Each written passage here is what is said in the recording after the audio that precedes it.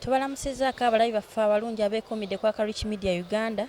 Olunaku olwaleero tukyaliddeko omwami General Bigirwa nga bamu ku bajeno ba ekibiina kya NUP. Tusanyusa okulaba ssebo. Nange nsanyusa okulaba mwannyinaze ne muganda wange ku kamera n'abalabi baffe mwenna abali eyo. Ndi musanyufu okubeera wano.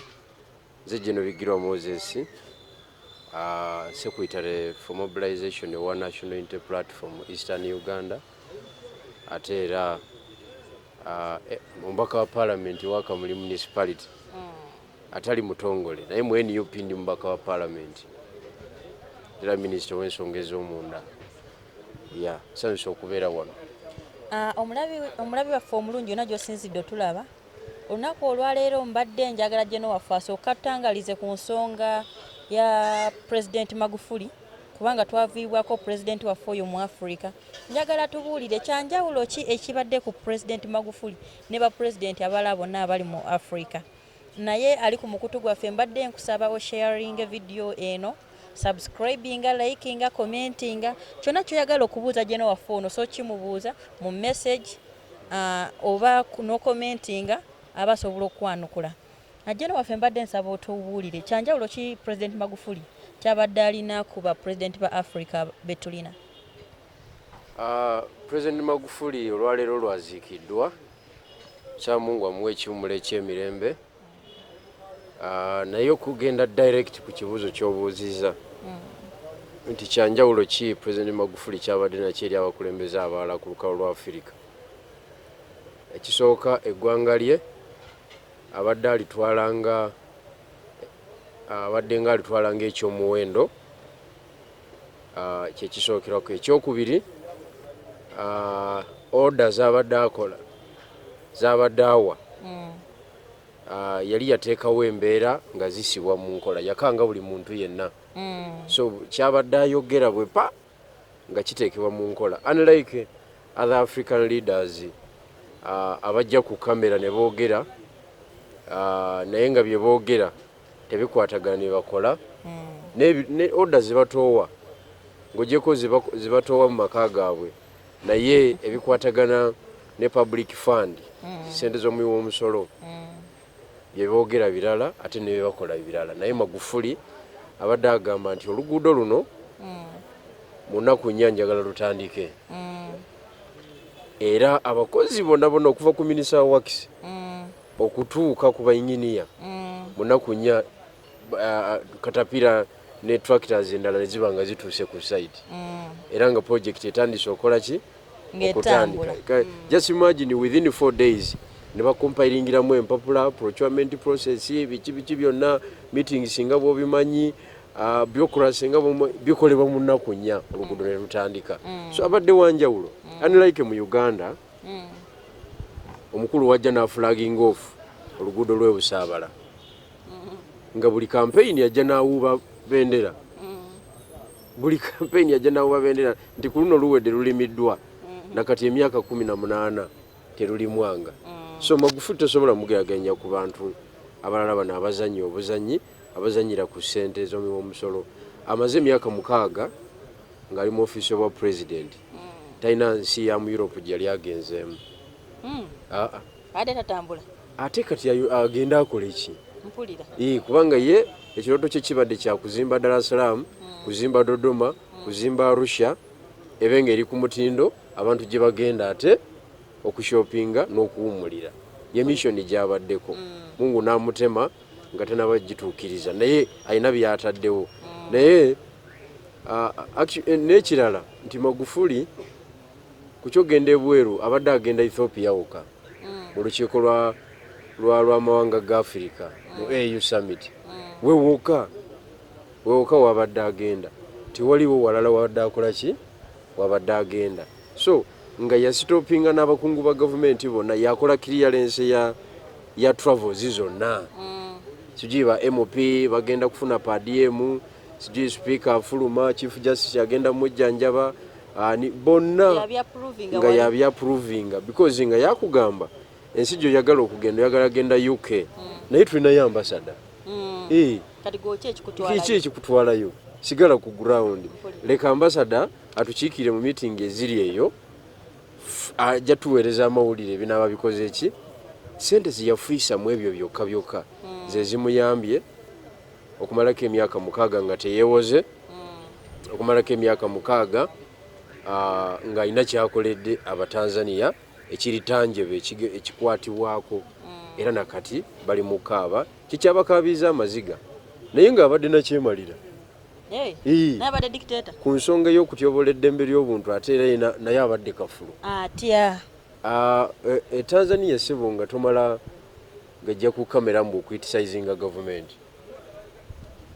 amasasi agabadde agakuba obutwanga abugaba nga ne mu nnyanja akusuulamu so oyinza okulowooza nti abadde malayika atabadde ku nsonga y'okutyobola eddembe ly'obuntu abadde kafulu nnyo oba abadde akwata kisooka era nti era kafulu era be bamu aba basinga so Magufuli bingi by'osobola okumujjukirako era ajja kulwawo ng'ajjukira mu byafaayo bya East Africa naye okusingira ddala Tanzania.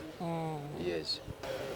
Nga tumaliriza programu eno njagala kusooka enkuzeeyo Tanzania. Tanzania oluvannyuma lw'okufa kwa pulezidenti waayo Magufuli bavuddeyo ne bazzaako omukyala Hassan Suluhu. Ekintu kino ab'e Tanzania kye baakoze bafollowinze constitution nga bwegamba. Wano twalabako ku nsonga yagikwateko togikwatako. Waliwo constitution ezakyusibwa. Kati ekintu kino ekibi kigwana wala naye bwe kituuka no mu Uganda osuubira tuyinza ogoberera amateeka ku nsonga eno. Kyolina okumanya kiri kimu nti omusingi Tanzania gweriko gwa Julius Nyerere ye yabayamba okubatuusa ku eyo level. Yatuuka ekiseera niyeekuba mutima n'agamba kanyambe Tanzania ngiterewo omusingi ogukola ki ogutegeerekeka. Balina amawanga mangi naye gonna yagakuba n'agazingazinga n'agateeka mu lulimi Oluswahili. Ku kifuba n'agamba capital city e Dar es Salaam evuddeyo eze Dodoma ng'ate balinayo ne Arusha nga naye administrative city. Kiri ne kisigala nga kiri commercial naye administrative issues nga zitambulira mu bibuga ebibiri Arusha ne Dodoma. Kakati katukitwale nti Uganda tuli ku level Tanzania we yali nga Nyerere yakyaliko kubanga Nyerere naye yafuga ku myaka egiwerako. So kiri eri President Museveni okuzannya nga Nyerere. Uganda n'agirekera emisingi emituufu kwe tusobola okutambulira mu maaso eyo. Ebintu byolaba mu Tanzania olwaleero ffe tusobola kubiraba nga Mwai Museveni avuddeko byolaba olwaleero naye ye ng'akyaliko tebisoboka. Kati nga bw'ogaye God forbid singa Katonda annyula jjajja Oweekitiibwa Yoweri Kaguta Museveni Rutahabulwa n'amunnyula olwaleero ekyamazima kiri nti ekiddako kyakuteebereza kubanga amagye gennyini gali disunited.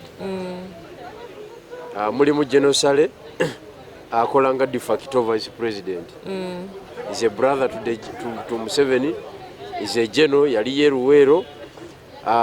Kati ne wajja wabeerawo bano bakale Kayihura abo Jeno Tunyefunza nabo tebanaba kupowa mwebali balinamu abantu baabwe obwo nabo bukunsu buli awo ne mujja mubeeramu muwozikanya Irugaba omutabanyi n'abavubukavubuka abali mu komandi. Kati ne wajja wabeerayo bamusajja mukulu abakaddiwidde ku ranka z'aba brigadier ne kano nga zaafuuka mannya gaabwe bali eyo.